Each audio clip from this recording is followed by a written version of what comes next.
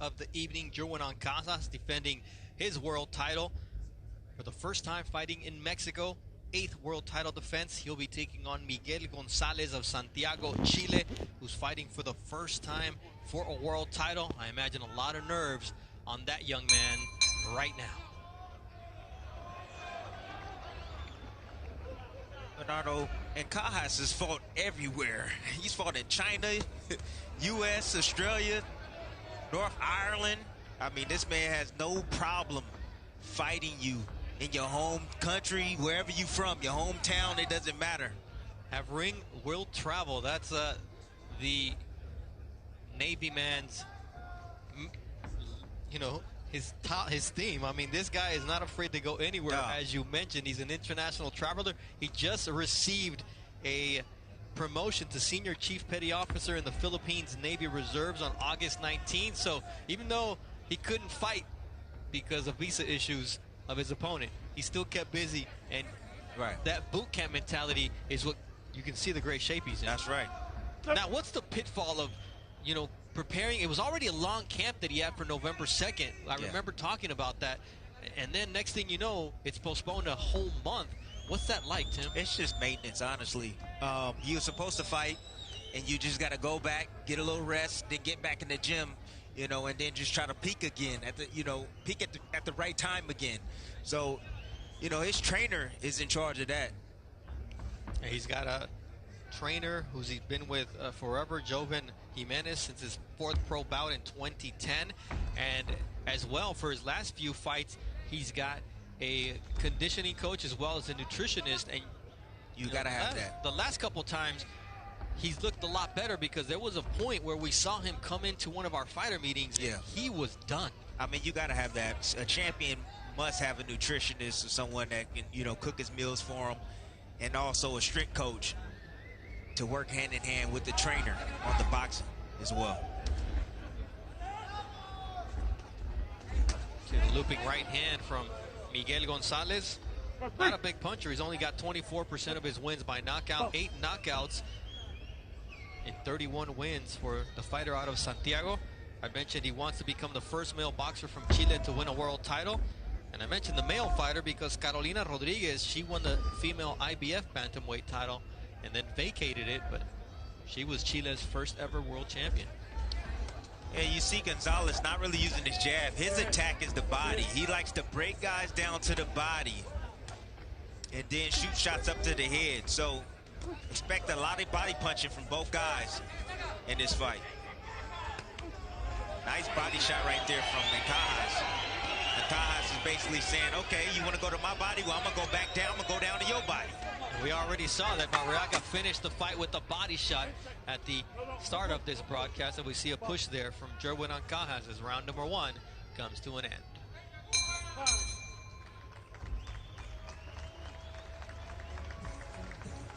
Trainer, and Johnny Navarrete comes from a long lineage of boxers and a boxing family, so just runs in their blood, and together they've gotten this far and they want to keep going further and further. For now, it's Jerwin Ancajas in the red trunks, trimmed in white, taking on Miguel Gonzalez from Santiago, Chile. You mentioned the percentage of his landed shots that are body shots.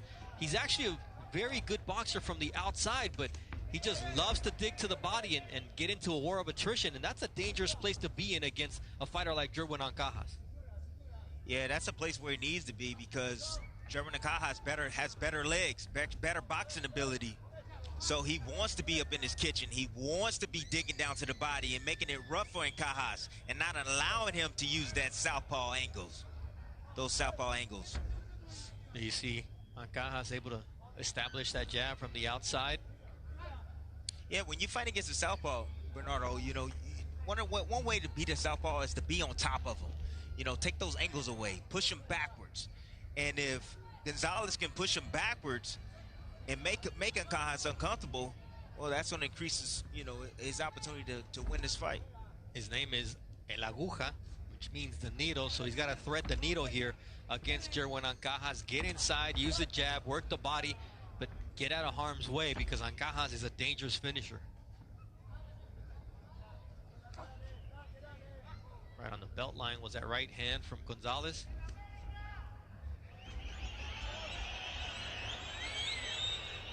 Ancajas can be hot and cold. In his last fight against Ryuichi Funai, he looked spectacular. Yes, he did. And before that, you were not at all happy with his previous performance, a draw against Alejandro Santiago in sixth title defense. No, I wasn't too happy, but his last showing, he showed a lot of improvement. He looked strong. He was quick. He placed his shots very well, kind of like what he's doing right now. Placed his shots very well to the body and got the knockout. He's finding openings in Gonzalez and creating them and taking advantage of them, as Gonzalez landed a nice right hook to the solar plexus. Got those earmuffs on, does the Chilean fighter. You see those angles create that opportunity for the right hook to the body from Jerwin Ancajas, the southpaw. Yeah, that's a nice little wrinkle right there from Ancajas. Beautiful shots right there. Look, going down to the body, and as your man leans a little bit forward in the pocket, what does Ancajas do? Lift him up with the uppercut.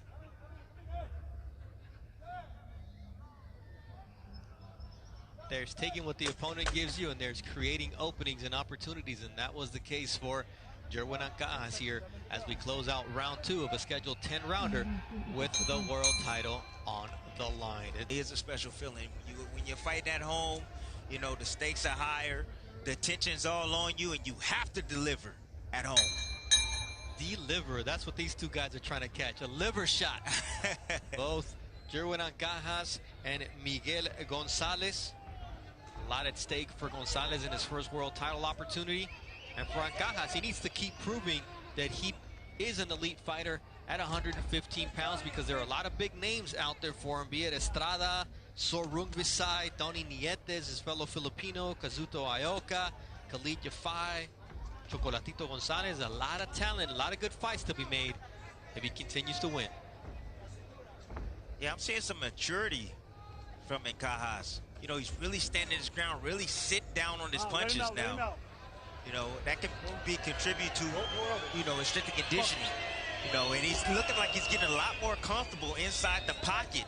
He's got a nice high guard, digging down to the body. He's not running around. He's just walking in the ring, using his jab and counter right there. And he has his opponent in trouble here as Miguel Gonzalez is able to stay on his feet, but Ancajas smelled blood and goes for the body shots. Little low there with that left hook, but Ancajas is dangerous. But look how short those shots are. Yeah. From Ancajas. They're nice short place shots. They're not wide, so he's been working on this in the gym. He looks good tonight.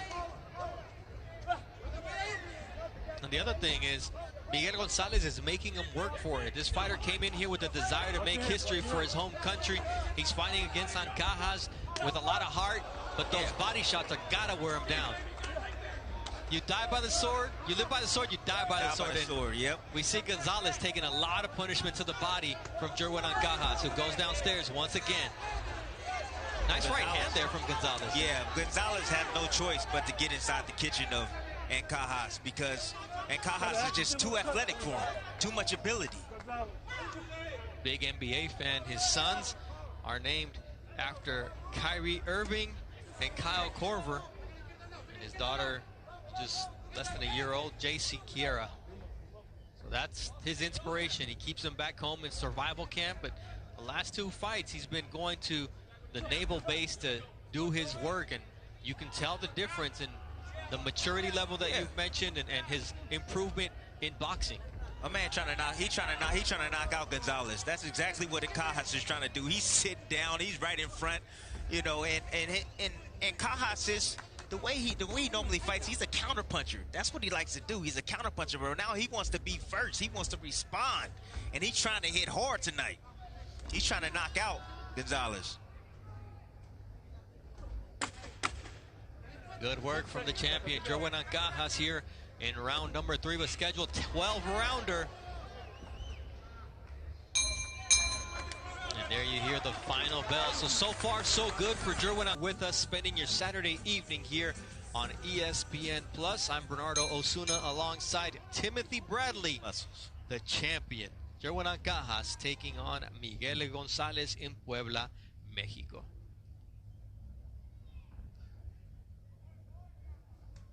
Ancajas now on the hunt. You mentioned it, the way he closed out the previous round, and now how he comes out for round 4. He's found his distance. He's found his openings on Gonzalez, and he's taking advantage. No, he's just really asserted himself. That's what I like about him. You know, he's really asserted himself. He's not just looking just for counter shots. You know, he's trying to lead, and he's trying to be defensive at the same time and then lead again. Jim Bradley being effusive with his praise of Jerwin Ancajas. Let's get this on tape. The fans in Mexico, though, expecting a lot more. And they're letting both fighters know here in round 4. It's been an entertaining fight so far. Ancajas has a nice jab. When he uses it, it's definitely effective for him. Setting up the backhand right there. And every now and then you see Gonzalez, he'll jump in there, he'll leave himself wide open, and Ancajas will take advantage of it. Ancajas lands 5 of 25 jabs per round. There you see that leaping punch, reminds us of Teofimo Lopez. Yeah, it was a leap. It was a leaping punch, but typically Ancajas would get hit with a shot like that, but he did this time. He held that phone. Going back to the jab numbers, junior featherweight average is 2 landed of 16 thrown, so Ancajas is usually way above those numbers. He's keeping to that trend tonight. Likes to use that jab to set up everything, especially those body shots that he's so good at.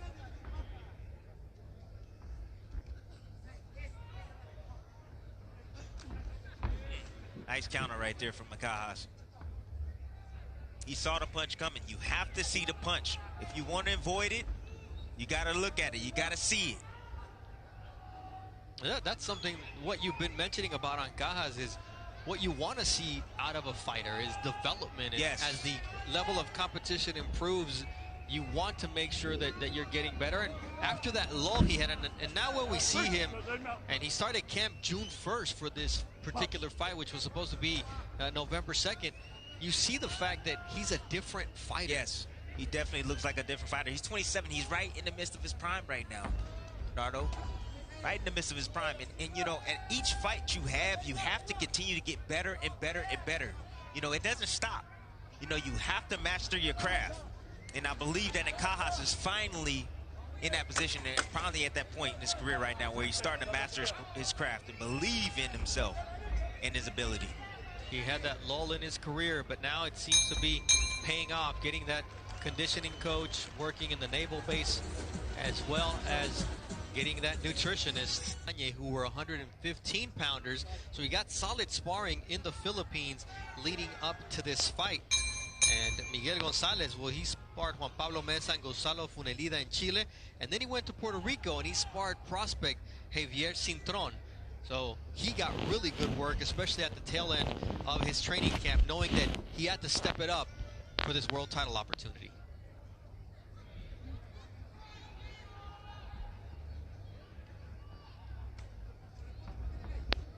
When in doubt, stick out the jab. That's exactly what Jerwin Ancajas did. That's exactly what you have to do, you know, especially in dead spots. You know, the young fighters out there that's just, you know, sitting there posing in front of each other. Get your jab working. You know, if you get your jab working, it's going to set up things for you. Nice counter right there from Gonzalez, who I was watching some of his fights in Chile, and the Chilean commentators were saying he's so good when he boxes, but he loves to be on the inside. And right now you see his effectiveness fighting from the outside. The fans not digging it.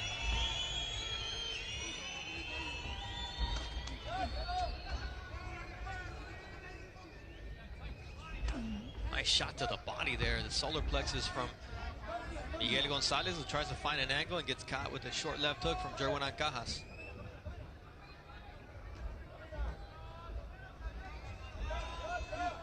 Little low with the left hook from Gonzalez. Hit the leg of Jerwin Ancajas.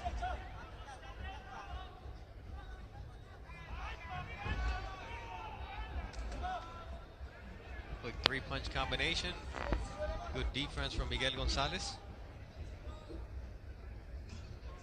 See the total punches thrown so far, and Ancajas just a lot more active, a lot more effective, and 3% more accurate so far through the first 4 rounds of this scheduled 12-round fight. Almost a clash of heads right there. Both guys exchanging. You know, with the southpaw and the orthodox fighters, you know, both their power shots lined up on the same side, so there could be head clashes, and their feet will get tangled up every now and then. So their lead foot, I should say.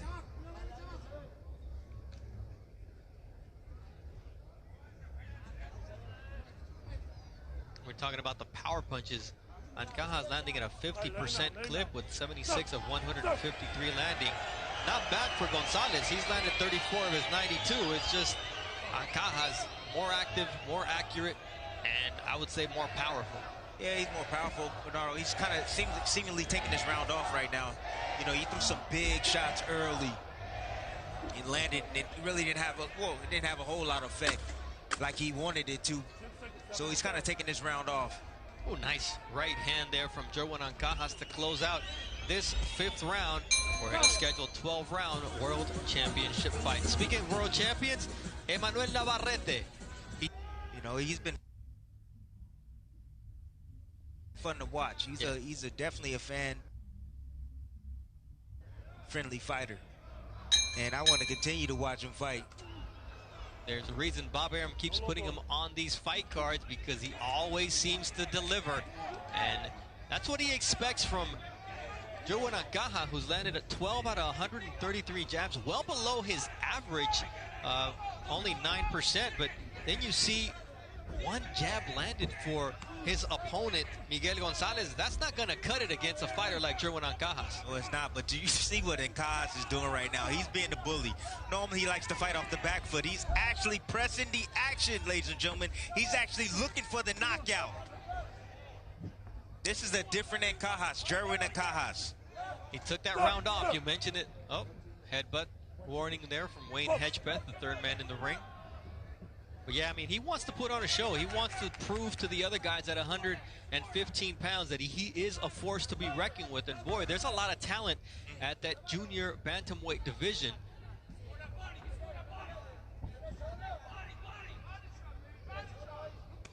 You see that body shot once again from Jerwin Ancajas. You could hear it.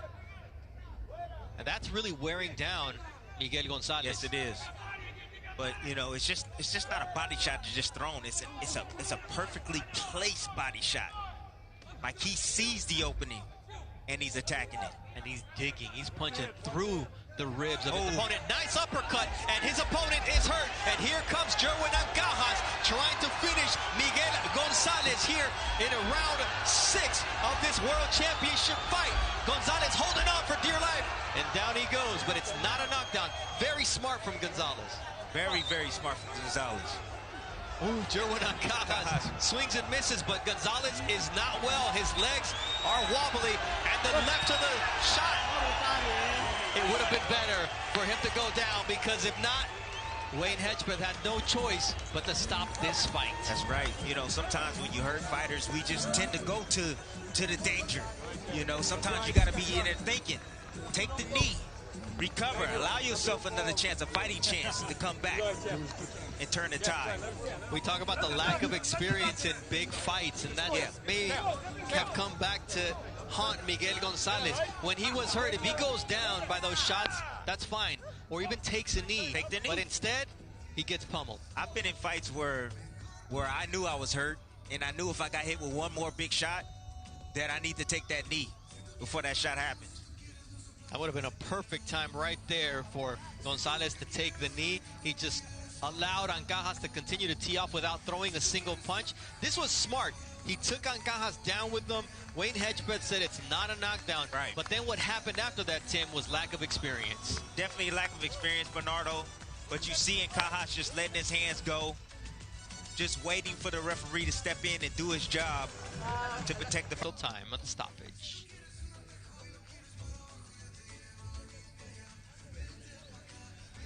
Damas y caballeros, el tiempo 1 minuto y 53 segundos del sexto asalto. Ladies and gentlemen, the official time, 1 minute 53 seconds of round number 6. el ganador por knockout técnico, y winner by way of technical knockout, and still world champion, y aún el campeón, Jerwin.